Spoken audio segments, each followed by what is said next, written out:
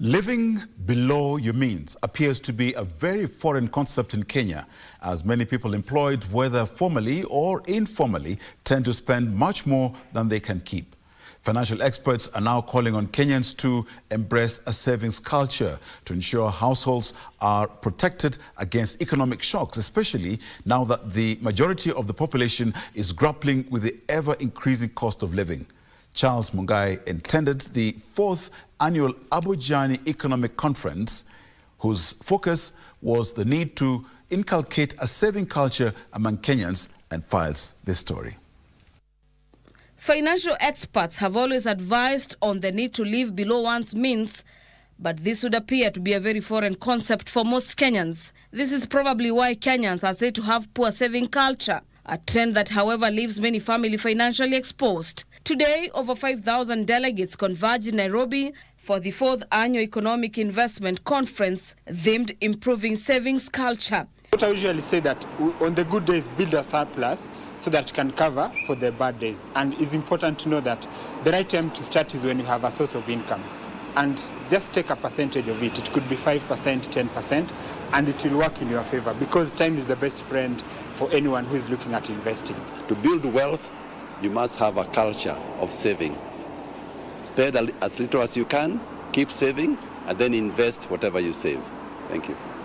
During the conference, meant to address the saving crisis in the country, experts stressed on the importance of early financial planning, particularly for the young people. What you're trying to do is to lay the foundation for the economy to be a lot more efficient, for these assets to be utilized a lot more efficiently than the fights that we see within families where wealth is being fragmented at the point of transition. The rule of the game, never skip the foundation steps. Never skip the foundation steps. So you still need to start with the basic bank account, then you go to things like money market fund. That's how it works. That's the rule of the game.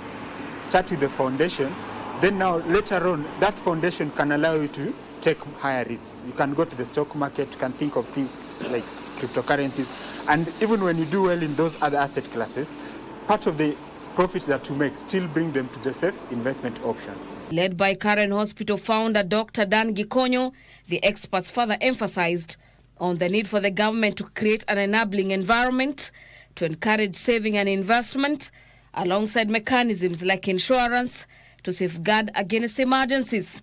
Speaking during the conference, financial experts also warned against policies such as high taxation, which they noted could further limit disposable income and discourage savings.